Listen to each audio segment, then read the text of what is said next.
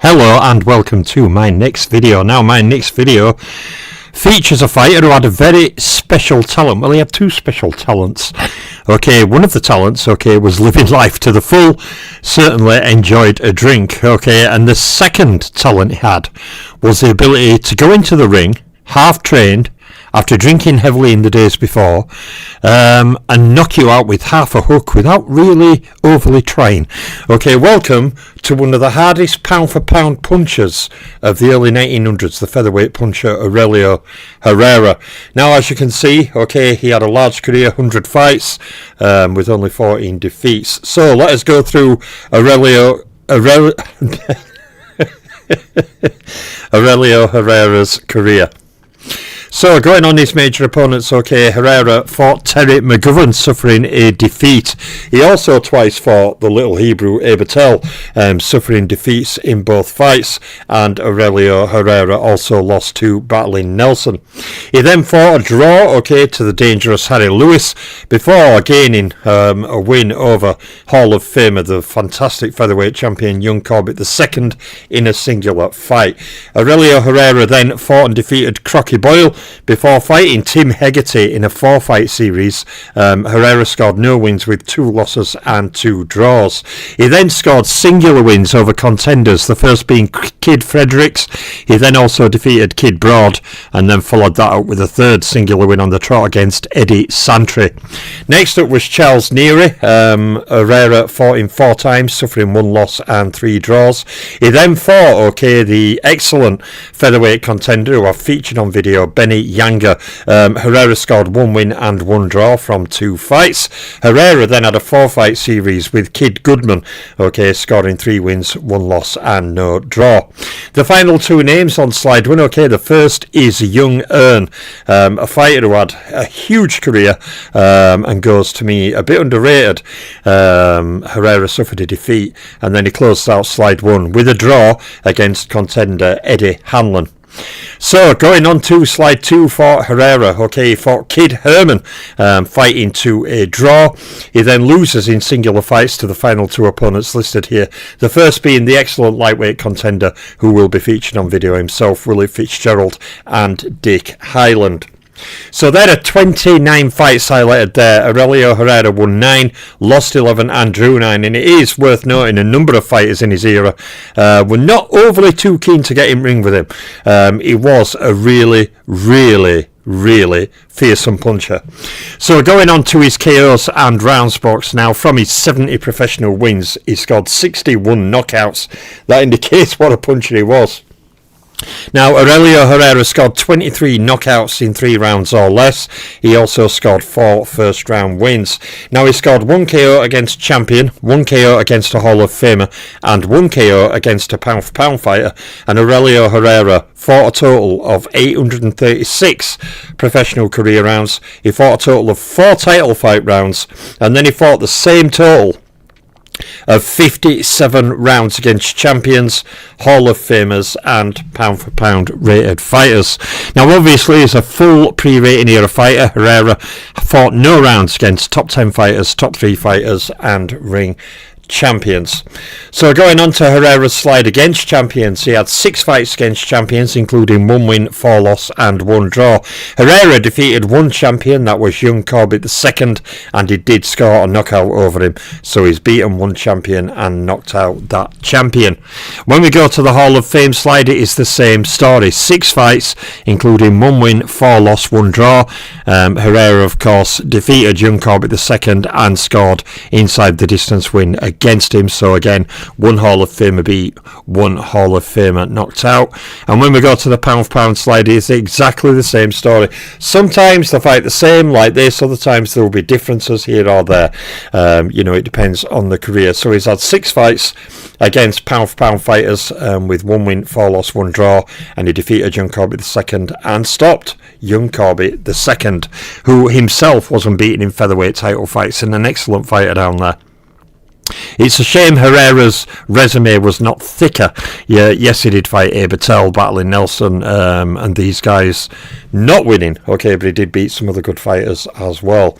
So going on, to rated opponents, Aurelio Herrera, pre-rating era fighter, so he has no fights against top 10 fighters, top 3 fighters or ring champions.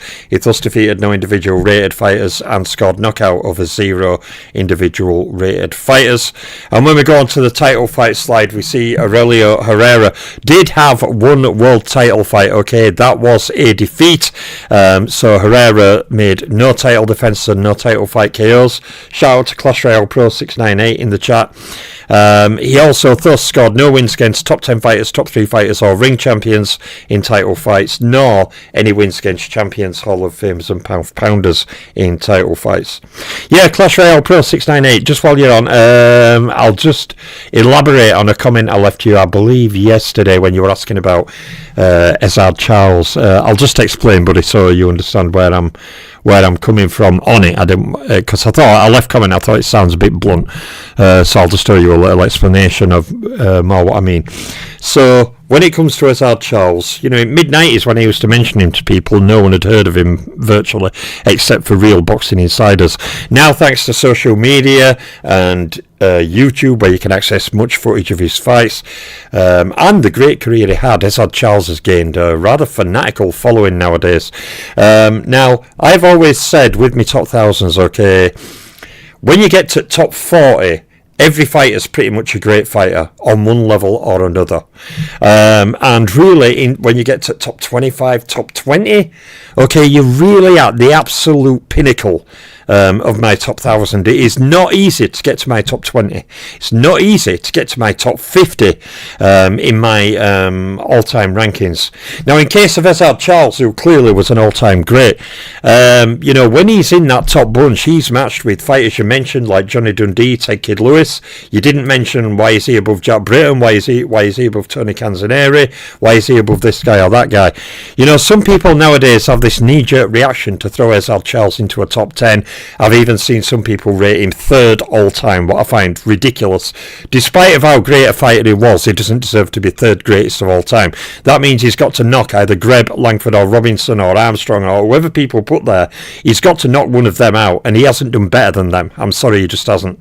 Now, in reference to Johnny Dundee and Ted Kid Lewis more specifically, as well as names I could throw in like Britton, Canzoneri and all these others, Ezard Charles is an all-time great surrounded by all-time greats. All of those fighters have advantages or disadvantages against each other.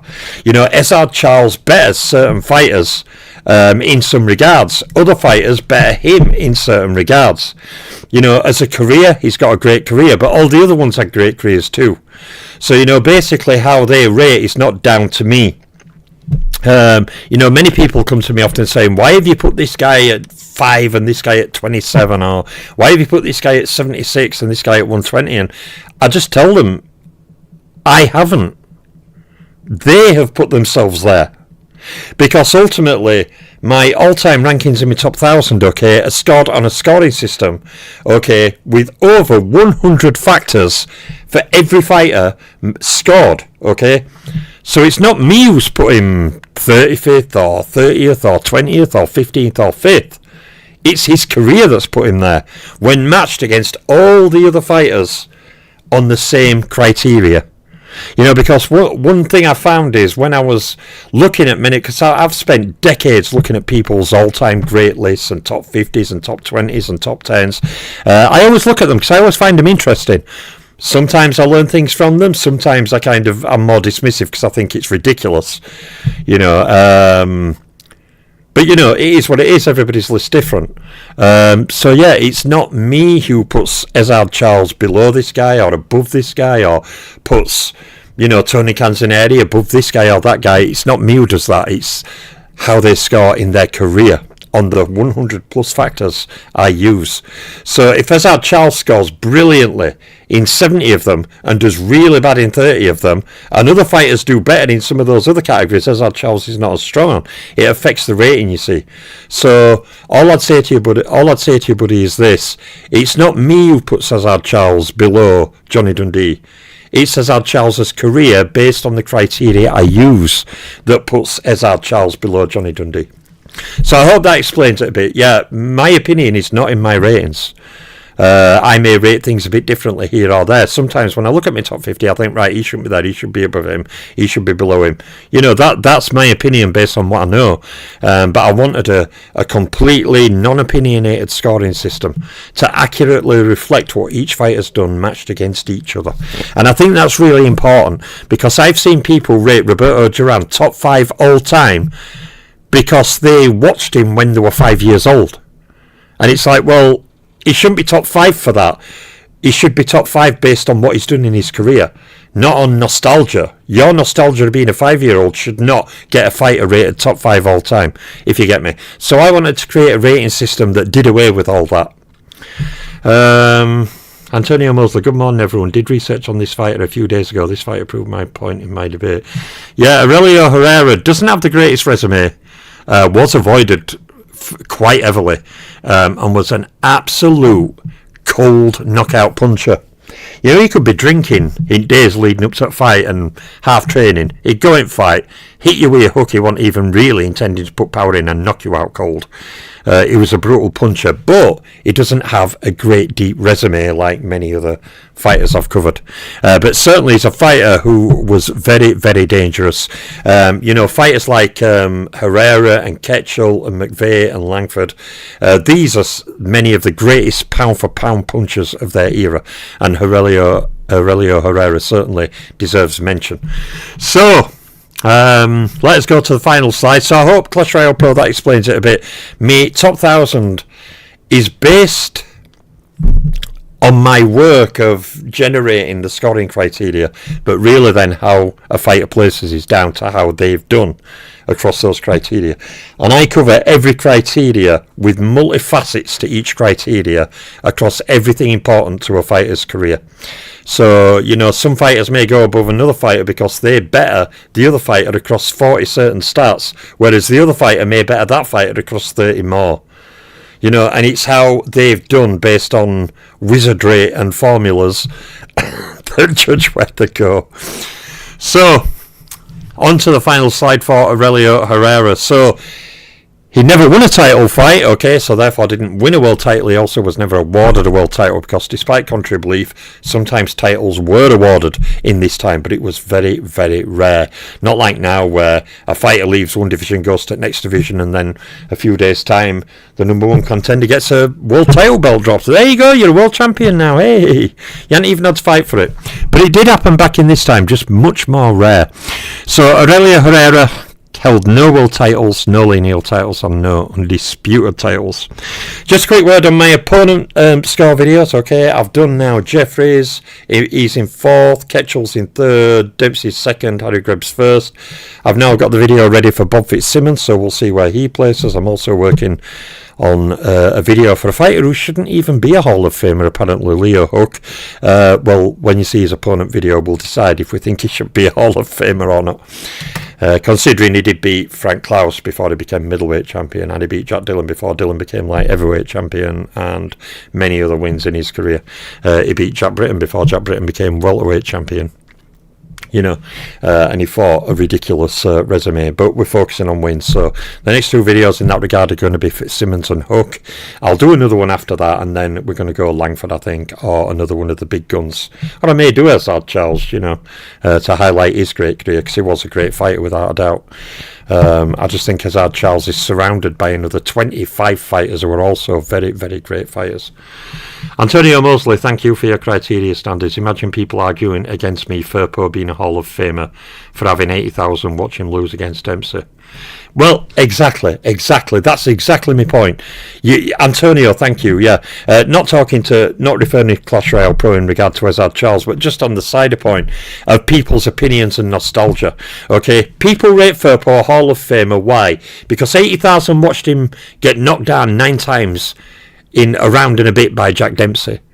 Now they say, oh, he dropped Dempsey to 1 knee and then knocked him out at ring. Okay, fair enough. Yeah, you know, like Darnell Boone beat Adonis Stevenson, and he badly hurt Kovalev, and he badly hurt Andre Ward. You know, so what? Does Darnell Boone go in Hall of Fame? Stevenson had to come back and beat Darnell Boone in a rematch. Kovalev and Ward managed to beat him first time out, but they all had major scares against Darnell Boone. So does that mean Darnell Boone goes in Hall of Fame? You know, when you look at Firpo's resume, aside from Willard and Wynart and fighters like this, he hasn't really done much. Nowhere near Hall of Fame. Never captured a title. Nothing. He doesn't deserve to go in Hall of Fame. I don't care about people's nostalgia when it comes to Luis Angel Firpo. He shouldn't be in the Hall of Fame. To me, Barry McGuigan has a better argument of being in Hall of Fame. At least Barry McGuigan, you know, became a legitimate world champion by defeating one at featherweight greats in Eusebio Pedrosa. Who did Luis Angel Firpo beat to become a champion? Well, he never became a champion. Although he did work with Joe Jeanette for a time. Joe Jeanette were teaching him certain techniques at one point. But, you know, even though Joe Jeanette apparently couldn't box because he would have washed a man because guys that had no skill. You know, whatever. Anyway, I won't go into that on this video. So, yeah, so I hope that explains it, Clash Royale Pro. In regards to the other point, separate to that, the nostalgia and people rating, you know, it is what it is. I'm very proud of the fact that I created a rating system that has no nostalgia, no opinion, no favourites, no nothing. Okay? It's just a brutal, hard scoring system. I'm very proud of that. That's what I set out to do and I accomplished it. Where fighters place really is down to other fighters' extrapolations. Do they think it's right or wrong? You know, and that's cool. If they think one of my ratings is right, great. If they think one of my ratings is wrong, great. Doesn't really matter. My ratings are what they are based on what they are. You know, it's all good to me. It's more of a debate creator than anything else. So there's my video on the great puncher Aurelio Herrera. I will be back later tonight. Yeah, exactly, Antonio. Merit based. All merit based, my ratings. I'll be back later tonight, okay, with the matchup featuring, actually, the aforementioned Ezard Charles matched against another great light heavyweight in Maxi Rosenblum. So that stat matchup will come later this evening. But for now, I'm out.